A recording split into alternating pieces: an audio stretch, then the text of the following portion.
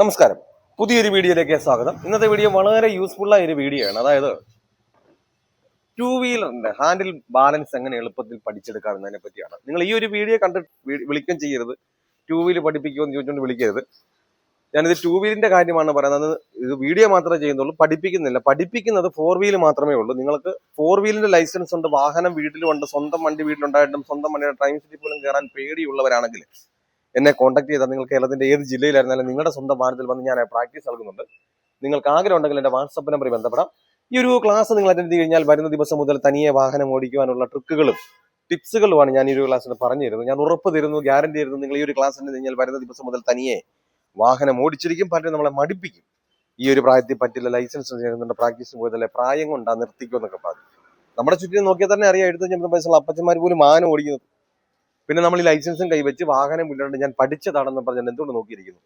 നിങ്ങൾക്ക് വാഹനം ഓടിക്കണമെന്ന് ആഗ്രഹമുണ്ട്, എൻ്റെ ജില്ല ഏതാണ് കരുതണ്ട, നിങ്ങളുടെ സ്വന്തം വാഹനത്തിൽ വന്ന് ഞാൻ പ്രാക്ടീസ് നടക്കുന്നത്. നിങ്ങൾക്ക് ആഗ്രഹമുണ്ടെങ്കിൽ എന്നെ കോൺടാക്ട് ചെയ്യാം. എന്തായാലും നമുക്ക് നേരെ വീഡിയോയിലേക്ക് പോകാം.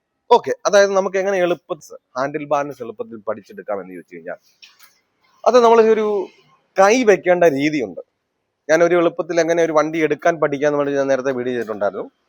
അപ്പൊ ഇത് പറഞ്ഞാൽ എല്ലാ സ്റ്റെപ്പായിട്ട് ഓരോന്നായിട്ടാണ്. ഞാൻ ലെങ്തി ആയി പോകാതിരിക്കാൻ ഓരോന്നിനും പറ്റി ഓരോ വീഡിയോ ആയിട്ട് ഞാൻ ചെയ്യുന്നതായിരിക്കും. നിങ്ങൾക്ക് അതുപോലെ തന്നെ എന്ത് സംശയങ്ങളുണ്ട്, ഡ്രൈവിംഗ് സംബന്ധമായിട്ട് എന്ത് സംശയങ്ങളുണ്ടെങ്കിലും ജോ ഡ്രൈവിംഗ് എന്ന യൂട്യൂബ് ചാനലിലോ ഫേസ്ബുക്കിലോ വന്ന് കമന്റ് ആയിട്ട് ചോദിച്ചാൽ ഞാൻ അത് ചെയ്യുന്നതായിരിക്കും. നിങ്ങൾക്ക് എന്ത് സംശയങ്ങളും ഡ്രൈവിംഗ് സംബന്ധമായിട്ട് ചോദിക്കാവുന്നതാണ്. എങ്ങനെയാണ് ഹാൻഡിൽ ബാലൻസ് പഠിച്ചെടുക്കാന്ന് ചോദിച്ചു കഴിഞ്ഞാൽ, നിങ്ങൾ വാഹനത്തിൽ കയറി ഇരുന്നതിന് ശേഷം ഇത് കണ്ടില്ലേ, നമ്മൾ ഒരു കാരണവശാലും നമ്മൾ ഹാൻഡിൽ പിടിക്കുന്ന സമയത്ത് നിങ്ങൾ മുറുക്കി പിടിക്കരുത്.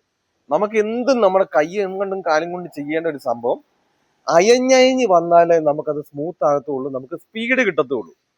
പലരും ഈ ഹാൻഡിലേക്ക് മുറുകി പിടിക്കുന്നത് കൊണ്ട്, പിടിക്കുന്ന രീതി കറക്റ്റായിട്ട് അല്ലാത്തത് കൊണ്ടുമാണ് നമുക്ക് ഹാൻഡിൽ തെറ്റിപ്പോകാനുള്ള കാരണം.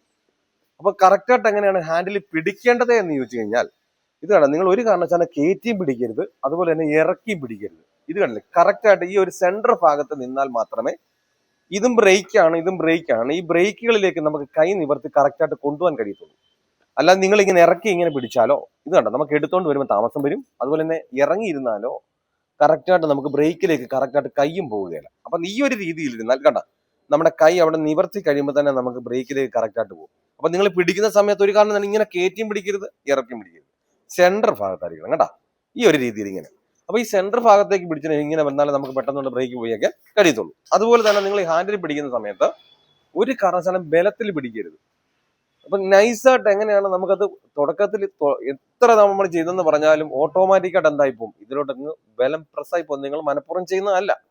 അപ്പൊ അതിനായിട്ട് പ്രാക്ടീസ് ചെയ്യേണ്ട ഒരു സ്ഥലം എന്ന് പറഞ്ഞു കഴിഞ്ഞാൽ, ചെറിയൊരു ഇറക്കം പോലെ, അതായത് ഇറക്കമായി പോവുകയും ചെയ്യുന്ന വണ്ടി ഉരുളുകയും വേണം. അങ്ങനെയുള്ളത്, കാരണം നമ്മുടെ കാലുകൾ കുത്തി നമുക്ക് നിൽക്കത്തക്ക രീതിയിലുള്ള ഒരു വണ്ടി ഉരുളത്തക്ക പോലെ അവിടെ ചെന്നാൽ ചെയ്ത് കഴിഞ്ഞാൽ എന്ത് ചെയ്തുള്ളൂ, നമുക്ക് ആ ഹാൻഡിലിനകത്ത് നമുക്ക് എന്തോ പ്രാധാന്യം കൊടുക്കണം എന്നുള്ള കാര്യങ്ങളൊക്കെ നമുക്ക് മനസ്സിലാക്കാം. നമുക്ക് വലിയ പ്രാധാന്യമുള്ള സംഭവമല്ല ഹാൻഡിൽ. എന്നാൽ ഒരു 99% ആൾക്കാരും പഠിപ്പിക്കുന്നതും പ്രാധാന്യം വെക്കുന്നതും എന്ത് തന്നെയാണ്, ഹാൻഡിൽ ബാലൻസ് ആണ്.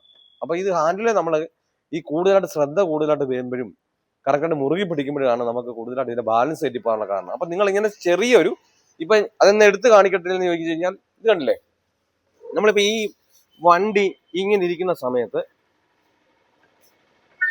ഇത് ചെറിയൊരു ഇറക്കം എന്ന് പറയാനില്ല. എന്നാൽ ഇറക്കമാണോ എന്ന് ചോദിച്ചാൽ അല്ല, നിരപ്പാണോ ചോദിച്ചാൽ നിരപ്പുമല്ല. ഇത് കണ്ട, എന്നാൽ ഇങ്ങനെ ഇരുന്നാൽ മാത്രമേ നമുക്ക് എന്ത് ചെയ്യത്തുള്ളൂ, നമുക്ക് കാലുകൾ കുത്തി ഇങ്ങനെ, എന്നാൽ നിർത്തേണ്ട സമയത്ത് നമുക്ക് കറക്റ്റായിട്ട് ബ്രേക്കിലേക്ക് വരികയും ചെയ്യും. സ്റ്റാർട്ടിങ് അല്ലാതെ തന്നെ എന്ത് ചെയ്യുന്നുണ്ട്, വണ്ടി ഉരുളുന്നുണ്ട് കണ്ട.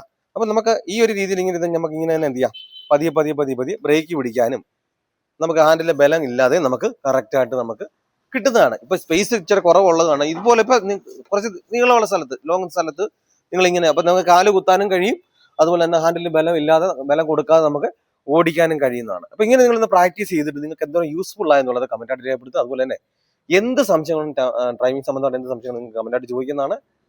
നല്ലൊരു ടോപ്പിക്കുമായി അടുത്ത വീഡിയോയിൽ കാണും വരെ